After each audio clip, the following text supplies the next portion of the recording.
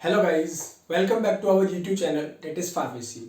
और तो आज के हम इस लेक्चर में जानेंगे कि नेगेटिव फीडबैक मैकेनिज्म क्या होता है। जैसा कि हमने प्रीवियस वीडियो में देखा था कि होम्योस्टैसिस क्या होता है और डिफरेंट डिफरेंट हमने देखे थे कि जो सिस्टम्स होते हैं हमारे बॉडी के अंदर वो कौन कौन से होते हैं, उनका क्या रोल होता है।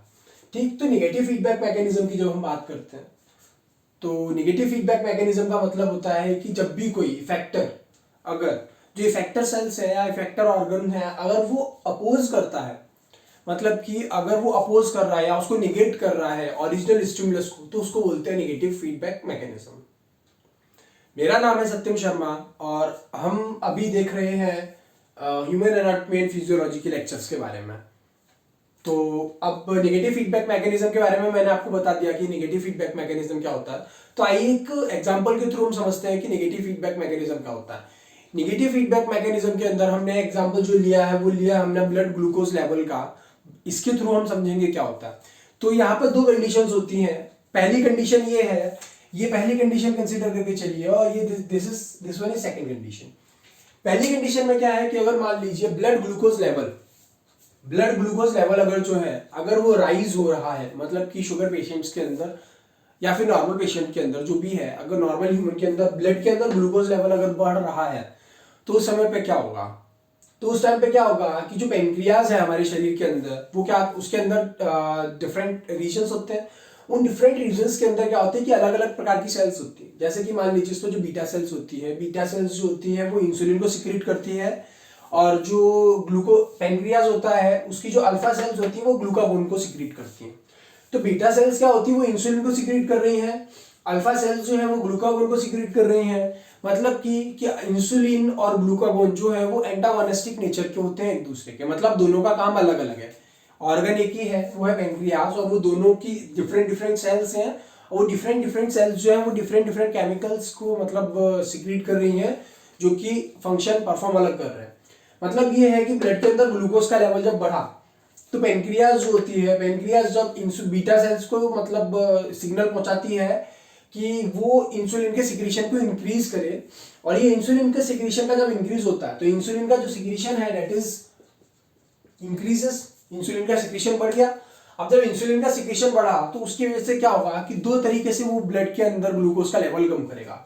पहला क्या कि बॉडी जो है, बॉडी की जो सेल्स होती हैं वहां पर जो हम देख रहे हैं कि रेस्पिरेशन की प्रोसेस होती है, वहां पर ग्लूकोज जो होता है ग्लूकोज का ब्रेक डाउन हो जाता है और उससे हम एनर्जी को प्रोड्यूस करते हैं। ग्लाइकोलिसिस पाथवे होती है, हम जब बायोकेमिस्ट्री आगे थर्ड सेमेस्टर में पढ़ेंगे, हाँ थर्ड सेमेस्टर में जब ना सॉरी सेकंड सेमेस्टर में जब हम बायोकेमिस्ट्री पढ़ेंगे तो बायोकेमिस्ट्री के अंदर हम देखेंगे कि ग्लूकोज क्या होती है, ग्लूकोज का पाथवे क्या होता है, वो किस तरह के मेटाबॉलिज्म के अंदर जाती है। ठीक, तो जब हम बात करेंगे कि जब सेल्स है, जो बॉडी की सेल्स जब वो ग्लूकोज के लेवल को बढ़ा रही है, उस टाइम पे क्या होगा कि साइमल्टेनियसली या उसी के टाइम पे जो लीवर है, शरीर के अंदर ग्लूकोज का लेवल एक्स्ट्रा हो रहा है। मतलब हमको जो चाहिए जितना ग्लूकोज हम यूटिलाइज कर रहे हैं, ग्लूकोज का प्रोडक्शन उसके कंपेरिजन में ज्यादा हो रहा है। मतलब ग्लूकोज फॉर एग्जांपल ऐसा मान के चलिए, मान लीजिए कोई कंपोनेंट ए है और बी है, इसकी एक लिमिट है जो हम मतलब मान लीजिए एक लिमिट तक हम इसको यूटिलाइज कर सकते हैं। लेकिन अगर इस लिमिट के बाद में इस लिमिट तक हम जब यूटिलाइज कर रहे हैं तब तक तो इसका बैलेंस बना रहेगा हमारे बॉडी में। लेकिन अगर इसका जो यूटिलाइजेशन है, अगर यूटिलाइजेशन इसका जितना था उतना रहे लेकिन इसका जो सीक्रेशन है वो बढ़ जाए, तो ओवरऑल जो हमारे शरीर के अंदर जो ये कंपोनेंट है इसका जो बैलेंस होगा वो चेंज हो जाएगा, इसका अमाउंट बढ़ जाएगा। तो वही सेम ग्लूकोज के साथ में हुआ, जब ग्लूकोज हम जो यूज कर रहे थे वो पूरी तरह से यूटिलाइज नहीं हो पा रहा तो एक्स्ट्रा ग्लूकोज बच रहा है, और वो क्या होगा या तो बॉडी के सेल्स के द्वारा अपटेक कर लिया जाएगा, या फिर जो हमारी लीवर सेल्स है, लीवर के अंदर क्या करेगा कि जो ग्लाइकोजिनोलाइसिस होती है या जो अदर प्रोसेस होती हैं उनके थ्रू क्या होगा कि जो ग्लाइकोजन है, ग्लाइकोजन का फॉर्मेशन हो जाएगा, ग्लाइकोनियोजेनेसिस जो होता है ये हो जाएगा। और इसमें क्या होगा कि जो सेल्स होती हैं वो हमारे स्टोर कर लेगी, और ग्लूकोज जो है ये क्या होगा ग्लाइकोजन के अंदर कन्वर्ट होगा, और जो ग्लाइकोजन में कन्वर्ट होगा तो ग्लाइकोजन के रूप में एक्सिस में जो ग्लूकोज हमारा बढ़ रहा था उसको स्टोर करके रखेगी। ग्लाइकोजन जो होता है ये स्टोरेज फैट के आप स्टोरेज बोल सकते हो कि ग्लूकोज का स्टोर इसमें हो जाता है, ग्लाइकोजन के रूप में होता है। अब क्या होगा मान लीजिए, तो जब सेल्स ने जब ग्लूकोज का लेवल अपटेक किया, या फिर जो लीवर है, लीवर ने जब ग्लूकोज को यूटिलाइज करके ग्लाइकोजन में कन्वर्ट करके स्टोर करना चालू किया, तो अल्टीमेटली क्या होगा कि जो अपटेक हो रहा है ग्लूकोज का वो बढ़ जाएगा। मतलब कि अपटेक और सिक्रीशन दोनों एट अ टाइम सेम हो जाएंगे तो ग्लूकोज का लेवल जो है वो मेंटेन हो जाएगा। इसकी वजह से क्या होगा कि जब ये दोनों प्रोसेस हुई तो ब्लड के ग्लूकोज का लेवल जो है वो डिक्रीज हो जाएगा। डिक्रीज होने की वजह से क्या होगा कि हमारा जो लेवल जो चाहिए था हमको वो लेवल मिल जाएगा। और ये प्रोसेस जो है हम होम्योस्टेसिस के अंदर कंसिडर करके रखते हैं। ये जो प्रोसेस ये होम्योस्टेसिस की वजह से ही हुई है।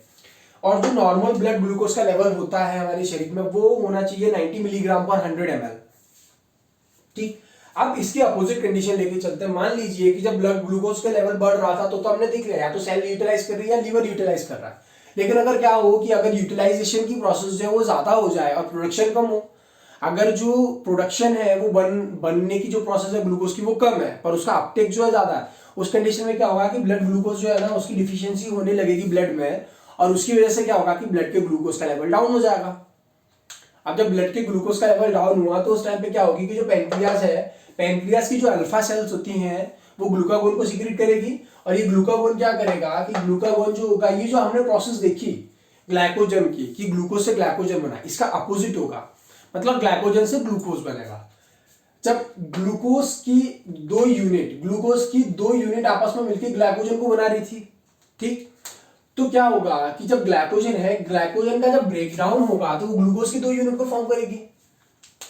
सेम ना, क्योंकि जितनी ग्लूकोज की यूनिट मिलकर ग्लाइकोजन को बना रही थी, जब उसका ब्रेकडाउन होगा तो वो उतनी ग्लूकोज यूनिट को सीक्रेट करेगा। मतलब क्या है कि ग्लाइकोजन हमारे जो लीवर के अंदर जो एक्स्ट्रा स्टोर जो हमारा ग्लाइकोजन है उसका ब्रेकडाउन कराता है। उसका जब वो ब्रेकडाउन कराएगा तो ग्लाइकोजन जो होगा वो ग्लूकोज में कन्वर्ट हो जाता है। और ये ग्लूकोज में जब कन्वर्ट होगा तो ये ग्लूकोज में कन्वर्ट होने के बाद में ये ब्लड के अंदर सीक्रेट हो जाएगा। और उसकी वजह से क्या होगा कि ब्लड के ग्लूकोज का लेवल जो होगा वापस से बढ़ जाएगा। मतलब कि हमारा जो नॉर्मल ब्लड ग्लूकोज लेवल होगा वो वापस से सेम आ जाएगा। और ये जो कंडीशन है ये अगेन हमने देखी कि होम्योस्टेसिस की कंडीशन है। मतलब कि ये कंडीशन जिसमें ब्लड की ग्लूकोज की लेवल कम हो रही थी और उस टाइम पे हमने देखा कि किस तरह से मैकेनिज्म जो है वो काम किया। ब्लड की ग्लूकोज लेवल अगर कम हो रही है उस टाइम पे देखा हमने कि किस तरह से ग्लाइकोजन जो है, ग्लूकागोन जो है वो ग्लाइकोजन को ब्रेक डाउन करा रहा है। तो ये जो प्रोसेस है ये होम्योस्टेसिस की नेगेटिव फीडबैक मैकेनिज्म के अंदर आती है। आई होप आपको ये वीडियो मेरी पसंद आई होगी। अगर आपको मेरी वीडियो पसंद आई हो तो प्लीज लाइक शेयर सब्सक्राइब करना ना भूलें। अगर आपको लगता है कि मेरे को कंटेंट थोड़ा इंक्रीज और करना चाहिए या फिर आप चाहते हैं कि मैं कंटेंट को थोड़ा और मॉडिफाई करूं तो प्लीज कमेंट करके हमें जरूर बताएं। और अगर आपको मेरा पढ़ाने का पैटर्न अच्छा लग रहा है तो प्लीज मेरे को मतलब बताना ना भूलें, कमेंट सेक्शन में जरूर करके कमेंट करके बताइएगा। और अगर आपको लगता है कि थोड़ा सा मगर आपको ऐसा लगता है कि किसी और दूसरे टॉपिक के ऊपर जो अभी तक हमने कवर नहीं किए उनके ऊपर अगर आपको चाहिए टॉपिक तो आप कमेंट करके हमें बता सकते हैं। एंड अभी तक के लिए जितना आप लोगों ने मेरे को सपोर्ट दिया, हमारे चैनल को सपोर्ट दिया, उसके लिए I am very very thankful to all and thank you very much to all. Bye bye.